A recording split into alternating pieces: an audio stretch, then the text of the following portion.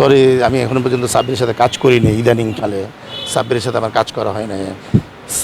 সাব্বির তো মাত্র এসেছে এবং সাব্বির হলো এইচপি টিমের সাথে আছে, হয়তো এখন আন্ডার 23 খেলবে, দেন সে হয়তো টপ এন্ডে যাবে। সো সাব্বিরের সাথে আমি রিসেন্টলি কাজ করা হয়নি। আমরা 11 তারিখ থেকে প্র্যাকটিস শুরু করেছিলাম গত মাসের। সো মাথায় ছিল যে আমরা অনেক দিন প্রিমিয়ার লিগ খেলেছে, তারপরে অন্যান্য জায়গা থেকে অনেক দিন তারা খেলার মধ্যে ছিল না। সো যেহেতু সময় ছিল আমাদের হাতে, আমরা শুরুটা ফিটনেস এবং স্কিল ট্রেনিংটা দিয়ে আমরা শুরু করতে চাইছিলাম, যে অনেকে খেলতে খেলতে অনেক স্কিল ছুটে যায়। সো আবার তাকে ভালো তো আমরা কিছু ব্লক ট্রেনিং ইনডোরে আমরা অনেক কিছু করেছি, এবং মাথায় ছিল যে আমরা সাউথ আফ্রিকা বাউন্স ট্রেকে খেলতে যাব। সো ওইটা মাথায় রেখে আমরা কিছুটা ওই আদলে প্র্যাকটিস করার চেষ্টা করেছি।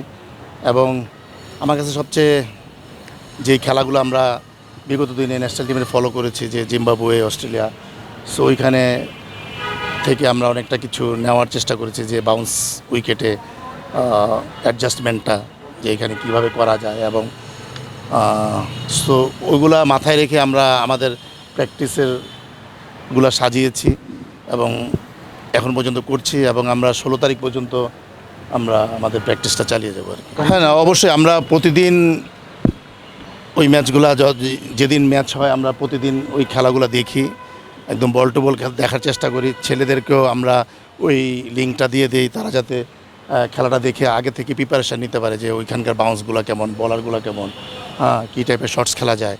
সো তারা যাতে প্রিপেয়ার্ড হইতে পারে। সো এটা আমাদের একটা চ্যালেঞ্জিং ট্যুর হবে ইনশাল্লাহ, আশা করি। এবং কিছু ভালো কিছু, যেমন এইখানে ন্যাশনাল টিমের অনেক যারা রিসেন্টলি খেলে এসেছে, সাইফ আছে, জয় আছে, বা অন্যান্য যারা থাকবে, সো তাদেরকে আবার ভালো একটা পারফর্ম করানো, এটা মেন উদ্দেশ্য থাকবে, যে বাউন্স উইকেটে কীভাবে অ্যাডজাস্ট করা যায়। তো ওই চেষ্টাই চলছে আমাদের। জায়গাগুলো আমরা অ্যাড্রেস, আমি নিজেও প্রতিদিন খেলা দেখি, ন্যাশনাল টিমের প্রতিটা খেলা বল টু বল আমি দেখার চেষ্টা করেছি, যেহেতু আমরা মানে তাদের সাথে বিভিন্ন সময় কাজ করা হয়। সো ওইগুলো অ্যাড্রেস করেই এগিয়ে যাচ্ছে কাজের জন্য আর কি। আসলে দেখেন, এতগুলো টিম একসাথে ট্যুর করছে, ন্যাশনাল টিম তো ন্যাশনাল টিমের মতো করছে। এছাড়াও সাউথ আফ্রিকায় অলরেডি একটা টিম আছে এইচপি, অস্ট্রেলিয়াতে টপ এন্ড খেলতে যাবে একটা টিম, এবং পাশাপাশি আমরা এই টিম খেলতে যাব। সো পেস বোলিং ডিস্ট্রিবিউশনটা অনেক কষ্টসাধ্যর ব্যাপার, এতগুলো পেস বোলার একসাথে।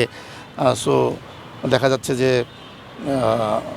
এই টিমের প্র্যাকটিসের, মানে এই টিমের যে পেস বোলারগুলো, তারা দু একজন দেখা যাচ্ছে যে এখন অলরেডি সাউথ আফ্রিকা খেলছে। সো এরপর তারা এই টিমের সাথে জয়েন করবে। তো আশা করি যে তারা অলরেডি একটা নলেজ ওইখান থেকে নিয়ে নেবে, যে কোন টাইপের উইকেটে কি বোলিং করা উচিত, কোন লেন্থে কোন লাইনে বোলিং করলে সাকসেস হবে। সো তারা আমার মনে হয় যে অনেকটা জ্ঞান অর্জন করে এই টিমে ঢুকবে।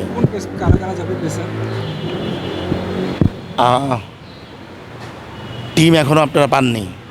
সো আমার মনে হয় যে না, তোরা এই টিমটা নিয়ে আমি ডিসক্লোজ করি, যেহেতু আপনারা টিম পান নাই। সো যখন আপনারা টিম পাবেন অবশ্যই দেখবেন যে কারা হচ্ছে। না, প্লেয়ারদের সবসময় এক সময় পারফর্ম করবে না, এটা যারা নাকি বিশেষ করে অনেক বেশি ম্যাচ খেলে, যেমন বিভিন্ন ফরম্যাটে খেলে, সো অনেক সময় অনেক স্কিল ছুটে যায়। T20 যারা খেলে তাদের একরকম বেশি স্ট্রাইক রেটে ব্যাটিং করতে হয়। সো দেখা যাচ্ছে যে কিছুটা ব্যাটিংয়ের, নর্মাল ব্যাটিংয়ের চেয়ে কিছুটা অন্য ব্যালেন্স নষ্ট হয়ে যায়, বা অন্য এরকম স্কিলের কিছুটা প্রবলেম হয়। ওগুলা নিয়েই অ্যাড্রেস করেছি, এবং ওইটাই এখন কাজ করছি। যে এবং আমি দেখা যে সাইফ অনেক তাড়াতাড়ি অ্যাডাপ্ট করতে পেরেছে এবং অনেক ভালো ব্যাটিং করছে নেচে।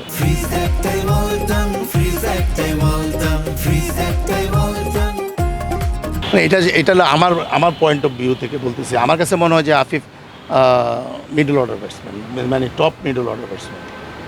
যে আপনি 4-5-এর নিচে আফিফ খেললে, আফিফ হলো অনেক বড় মানে হিটার না যে। সো আফিফ আমার দেখা বাংলাদেশে অনেকের মধ্যে একজন, যে সে গ্রাফটিং করে খেলতে পারে, সিঙ্গেলসগুলো তাকে সে অনেক বেশি ব্লক ডাউন করে না, হ্যাঁ, সিঙ্গেলসগুলো নিতে পারে, গ্যাপে খেলতে পারে এবং আস্তে আস্তে সে ইনিংসটা বিল্ড করতে পারে এবং তখন সে তার ফিনিশিং রোলটা অনেক ভালো হয়, যেটা আমার সাথে আফিফ যতদিন খেলেছে আমি পারফর্ম করেছি। আমি টপ এন্ডে ওইখানে তো টি-20 খেলেছে, সো ওইখানে নাম্বার 4 পজিশনে খেলেছিল।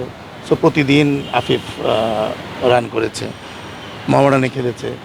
সো আমার দৃষ্টিতে আফিফের জায়গাটা এরকম যে যেই পজিশনে নামবে ওইটাকে সময় দিতে হবে আফিফকে, আস্তে আস্তে সে এরপরে তার অ্যাক্সেলারেশনগুলো খুব ভালো, সে অনেক টাইপের শটস খেলতে পারে, আনঅর্থোডক্স শটসও অনেক সুন্দর খেলেও, কিন্তু তাকে ওই সময়টা দিতে হয়। যে আরে আফিফ মানে অ্যাক্সেলেট করতে তার একটু হয়তো দেখেন এইটা তো একটা সিম্পল, আমরা ওই যে ন্যাশনাল টিমে অনেকগুলো বোলার আমাদের খেলতে পারছে না, হ্যাঁ। সো বিগত দিনে কিছুদিন আগেও আমাদের ন্যাশনাল টিমটা অনেক সমৃদ্ধ ছিল অ্যাজ এ মানে পেস বোলিং ইউনিটটা। তো পাশাপাশি 3-4 জন বোলার একসাথে মানে সো ন্যাশনাল টিমে যারা খেলে তাদেরকে ব্যাক করার মতো এত বোলার তো এখন পর্যন্ত আমরা তৈরি করতে পারি না। বাট আমাদের পাইপলাইনগুলো যারা নাকি ব্যাকআপ বোলার আছে তারা মনে করি যে ভবিষ্যতে তারা খুব ভালো পেস বোলিং ইউনিটটা আমাদের খুব ভালো স্টিল আছে। বাট যদি আমরা ধরি রানার মতো, তো রানারকেও সময় দিতে হয়েছে, তো ওই সময়টা দিলে আমরা মনে হয় যে আরেকটা bunch of pace bowling unit পাবো, এরকম বোলার আমাদের হাতে আছে। সো এই যে এই খেলাগুলো হচ্ছে এখান থেকে আমরা হয়তো অনেককে অ্যাড্রেস করতে পারবো যারা নাকি ভবিষ্যৎ